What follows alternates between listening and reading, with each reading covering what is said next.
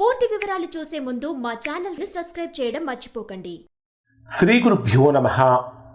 శ్రీ మహాసరస్వత్యై నమః. ఓం నమః శివాయ.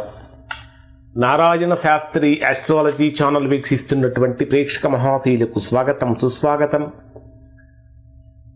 ఈరోజు మనము 2026 సంవత్సరం మార్చి 19న ప్రారంభమవుతున్నటువంటి మార్చి 19వ తేదీన శ్రీ పరాభవనామ సంవత్సరం ఉగాది. ఈ పరాభవనామ సంవత్సరం అంతా కూడా మిథున రాశి వారికి ఎలా ఉంటుంది అంటే, గ్రహస్థితులు ఎలా ఉన్నాయి, గోచార పరంగా ఎలా ఉంది, ఆదాయ వ్యయాలు ఎలా ఉన్నాయి, రాజపూజ అవమానాలు ఏ విధంగా ఉన్నాయి, మొదలైన అన్ని విషయాలు తెలుసుకుందాం. ప్రధానంగా మిథున రాశిలో ఉండేటటువంటి నక్షత్రాలను కనుక మనం పరిశీలించినట్లయితే, మృగశిర నక్షత్రంలో ఉండేటటువంటి 3, 4 పాదాలు, ఆరుద్ర నక్షత్రంలో ఉండేటటువంటి 4 పాదాలు, అలానే పునర్వసు నక్షత్రంలో ఉండేటటువంటి మొదటి 3 పాదాలు, మొత్తం 9 పాదాలు కలిపి మనకు మిథున రాశిలో ఉంటాయి. మిథున రాశి వారికి సంవత్సరం ఆదాయం 8, వ్యయం 11. ఇదేమిటి ఆదాయం 8 ఏంటి, వ్యయం 11 ఏమిటి అని అనుకోవచ్చు. రాజపూజ్యం 1, అవమానం 7. ఇది కూడా కొంచెం వినటానికి భయంకరంగానే అనిపిస్తుంది. అయినప్పటికీ కూడా మిథున రాశి వారికి ప్రత్యేకించి ఎట్టి పరిస్థితుల్లో ఆదాయ వ్యయాల గురించి, రాజపూజ అవమానాల గురించి కలత చెందకండి, భయపడకండి, బాధపడకండి, సంతోషపడకండి. కారణం ఏమిటంటే, ఇవి ప్రామాణికమైనటువంటివి కావు. ఏవి ప్రామాణికం అంటే గ్రహస్థితులే ప్రామాణికం. కారణం ఏమిటంటే, ఉగాది ఏ రోజున అంటే ఆ రోజు ఏ వారమైతే ఉంటుందో, ఉగాది వచ్చిన రోజు ఏ వారమైతే ఉంటుందో ఆ వారం ఆధారంగా మాత్రమే ఆదాయ వ్యయాలు, రాజపూజ అవమానాలు అనేటటువంటివి నిర్ణయించబడతాయి. ఈ సంవత్సరం గురువారం ఉగాది వస్తున్నది కాబట్టి ఈ రకమైనటువంటి ఆదాయ వ్యయాలు ఉన్నాయి. అలానే ఈ సంవత్సరం గురువారం కాకుండా శుక్రవారమో బుధవారమో వస్తే మరొక రకంగా ఉంటాయి. కాబట్టి వర్రీ అవ్వకండి. ఒకవేళ ఎవరైనా సరే ఈ సంవత్సరం అంతా కూడా మాకు ఎలా ఉంటుంది, ఎక్కడైనా ఇబ్బందులు కలుగుతాయా, ఏమైనా జాగ్రత్తలు తీసుకోవాలని కనుక తెలుసుకోవాలనుకుంటే ఖచ్చితంగా మీ వ్యక్తిగత జాతకం ఒక్కసారి చూపించుకుంటే ఈ సంవత్సరం ఉన్నటువంటి గ్రహస్థితి మొత్తాన్ని, మీ జన్మలగ్నంలో మీరు జన్మించిన సమయంలో ఉన్న గ్రహస్థితిని మొత్తాన్ని కూడా ఆధారంగా చేసుకొని పూర్తిగా తెలియజేస్తాము. కాబట్టి కావాలనుకున్నటువంటి వారు ఖచ్చితంగా సంప్రదించండి. మరి మిథున రాశి వారికి ఈ సంవత్సరం, ప్రియమైనటువంటి మిథున రాశి వారికి అందరికీ కూడా నమస్కారం.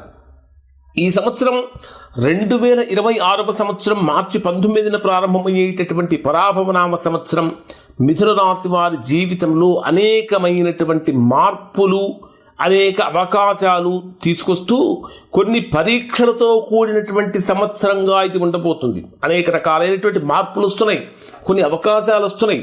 దానితో పాటు కొన్ని పరీక్షలతో కూడినటువంటి సంవత్సరంగా కూడా ఈ సంవత్సరం అంటే పరాభవనామ సంవత్సరం, పేరులోనే పరాభవం ఉంది, పరాభవనామ సంవత్సరం ఉండబోతుంది.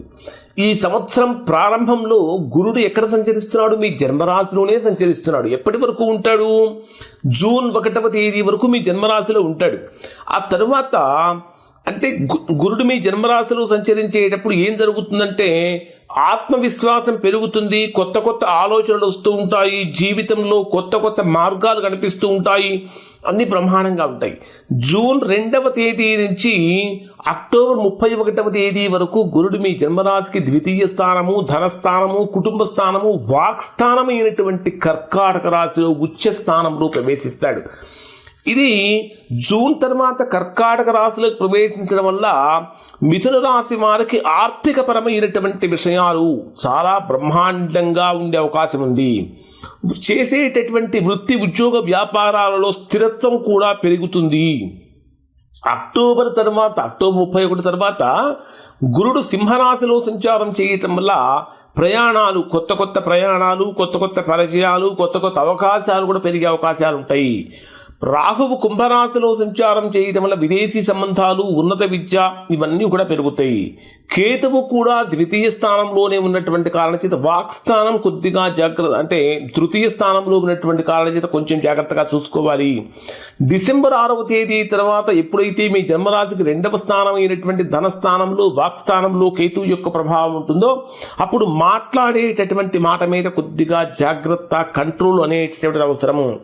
ఇక డిసెంబర్ 6వ తేదీ తర్వాత రాహువు కూడా మకర రాశిలోకి ప్రవేశిస్తున్నటువంటి కారణం చేత అష్టమ స్థానంలో సంచరించేటటువంటి రాహువు యొక్క ప్రభావం కారణం చేత కొన్ని రకాలైనటువంటి ఎలర్జీస్ అనేటటువంటివి ఇక్కడ ఈ మిథున రాశి వారికి కలిగే అవకాశాలు ఉంటాయి. అంటే చర్మ సంబంధమైనటువంటి సమస్యలు కలిగే అవకాశాలు ఉంటాయి.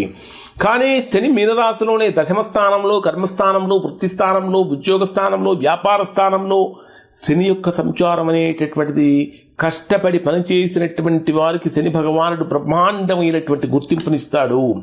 మరి వివిధ రంగాల్లో ఉన్నటువంటి వారికి, మిథున రాశి వారికి ఏ విధంగా ఉంటుందంటే, ఉద్యోగంలో ఉన్నటువంటి వారికి, అంటే అన్ని రకాలైనటువంటి ఉద్యోగాలు చేసేటటువంటి వారికి, ప్రభుత్వ ఉద్యోగస్తులు కానీ, ప్రైవేట్ ఉద్యోగస్తులు కానీ, కాంట్రాక్ట్లో ఉన్నటువంటి వారికి కానీ, వీరికి ఏ విధంగా ఉంటుందంటే మిథున రాశి వారికి ఈ సంవత్సరం ముఖ్యమైనటువంటి మార్పులు తీసుకొస్తుంది.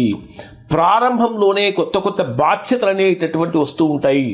కానీ బ్రహ్మాండమైనటువంటి పదోన్నతులు కలిగేటటువంటి అవకాశం కూడా కనిపిస్తూ ఉంది. మీ పనితీరును ఉన్నతాధికారులు చాలా డీప్గా అబ్జర్వ్ చేసేటటువంటి అవకాశం కూడా ఉన్నది. జూన్ తర్వాత గురుగ్రహ ప్రభావం కారణంగా ఉద్యోగపరంగా స్థిరత్వం పెరుగుతుంది. కొంతమందికి జీతం పెరగటం, కొత్త అవకాశాలు రావటం, ఇవన్నీ కూడా కలుగుతూ ఉంటాయి. విదేశీ ఉద్యోగాల కోసం ప్రయత్నిస్తున్నటువంటి వారికి ఇది మధ్యలోనే బ్రహ్మాండమైనటువంటి గుడ్ న్యూస్ అందే అవకాశం ఉంటుంది. ఇక కొన్నిసార్లు మీ యొక్క అంటే మీ పక్కన ఉన్నటువంటి వారితోటి, తోటి కొలీగ్స్ తోటి, లేదా ఇంట్లో ఉన్నటువంటి వారితో అపార్థాలు కలిగే అవకాశాలు ఉంటాయి. ముఖ్యంగా కనుక తీసుకుంటే చిన్న చిన్న తప్పిదాలు పెద్ద పెద్ద సమస్యలకు కారణమవుతాయి. కాబట్టి మిథున రాశిలో జన్మించినటువంటి వారు చిన్న చిన్న పొరపాట్లు తెలిసి కానీ తెలియక కానీ చేయకుండా ఉండటానికి ప్రయత్నం చేయండి. మరి వ్యాపారస్తులకు ఏ విధంగా ఉంటుందంటే, అన్ని రకాలైనటువంటి వ్యాపారాలు చేసేటటువంటి వారికి, వ్యాపార రంగంలో ఉన్నటువంటి మిథున రాశి వారికి ఈ సంవత్సరం కొత్త అవకాశాలు కనిపించే అవకాశం ఉంది. సంవత్సరం ప్రారంభంలో కొంత మందగమనంగా ఉంటుంది. కానీ జూన్ తర్వాత పరిస్థితులు మెరుగుపడే అవకాశం ఉంటుంది. కొత్త వ్యాపార ఒప్పందాలు అనేటటువంటి కలుగుతూ ఉంటాయి. కొత్త భాగస్వామ్యాలకు అనుకూలంగా మారుతూ ఉంటుంది. అనేక రకాలైనటువంటి విదేశీ వ్యాపార సంబంధాలు కూడా పెరుగుతూ ఉంటాయి అని చెప్పాలి. కొన్ని సందర్భాలలో మిథున రాశిలో ఉన్నటువంటి వ్యాపారస్తులు బ్రహ్మాండమైనటువంటి లాభాలు పొందుతారు. సరైనటువంటి ప్రణాళికతో కనుక ముందుకు వెళ్ళినట్లయితే మంచి ఫలితాలు పొందుతారు. మరి లోకం మొత్తానికి భోజనం, అన్నం పెట్టేటటువంటి అన్నదాతలు, వ్యవసాయదారుల యొక్క పరిస్థితి ఏమిటంటే, ఈ సంవత్సరం కూడా వ్యవసాయదారులకు మిశ్రమమైనటువంటి ఫలితాలు కనిపిస్తున్నాయి. కొంచెం ఆలస్యంగా పంటలు చేతికి అందుతూ ఉంటాయి. పంటలు సరైనటువంటి ప్రణాళికతో కనుక సాగు చేసినట్లయితే మంచి దిగుబడులు పొందే అవకాశం ఉంటుంది. కొత్త పంటల సాగు లేదా ఆధునిక పద్ధతులను ఉపయోగించడం వల్ల చక్కగా ఆదాయం పెంచుకోవచ్చు. ప్రభుత్వ పథకాలు కూడా మీకు బాగా సపోర్టివ్గా ఉంటాయి. ఈ సంవత్సరం మధ్యలో పంటల వల్ల మంచి ఆదాయం కూడా వస్తుంది. సంవత్సరం చివరికి మీ శ్రమకు తగినటువంటి ఫలితం కూడా కనిపించే అవకాశాలు ఉన్నాయి. విద్యార్థులు కనుక తీసుకుంటే ఈ సంవత్సరం అంతా కూడా అవసరమైనటువంటి కృషి కాలం, అంటే కృషి చేయవలసినటువంటి కాలంగా ఉంటుంది. చదువులో కొన్నిసార్లు కాన్సన్ట్రేషన్ డైవర్ట్ అయ్యే అవకాశాలు కనిపిస్తూ ఉంటాయి. కానీ పట్టుదలతో కనుక చదివినట్లయితే మంచి బ్రహ్మాండమైన ఫలితాలు పొందుతారు. పోటీ పరీక్షలకు సిద్ధమవుతున్నటువంటి వారికి ఈ సంవత్సరం మధ్యలో మంచి మంచి అవకాశాలు కనిపిస్తూ ఉంటాయి. గురుగ్రహం యొక్క ప్రభావం కారణం చేత జ్ఞాపక శక్తి మరియు అర్థం చేసుకునేటటువంటి సామర్థ్యం కూడా పెరుగుతుంది. సమయాన్ని చక్కగా కనుక ఉపయోగించినట్లయితే మంచి మార్కులతో బ్రహ్మాండమైన రిజల్ట్స్ పొందుతారు. మరి రాజకీయ నాయకులకు, కళారంగంలో ఉన్నటువంటి వారికి, సినిమా రంగంలో ఉన్న వారికి ఏ విధంగా ఉంటుందంటే, ఈ సంవత్సరం మిథున రాశిలో జన్మించినటువంటి వారికి రాజకీయ నాయకులకు ప్రజల మద్దతు పెరిగే అవకాశం ఉంటుంది. ఇక ఈ సంవత్సరం కళాకారులకు బ్రహ్మాండమైనటువంటి గుర్తింపు లభిస్తుంది. కొత్త అవకాశాలు కూడా వస్తూ ఉంటాయి. ఇక రియల్ ఎస్టేట్ బిజినెస్ చేసేటటువంటి వారు కూడా ఈ సంవత్సరం బ్రహ్మాండమైనటువంటి లాభాలు చూస్తారు.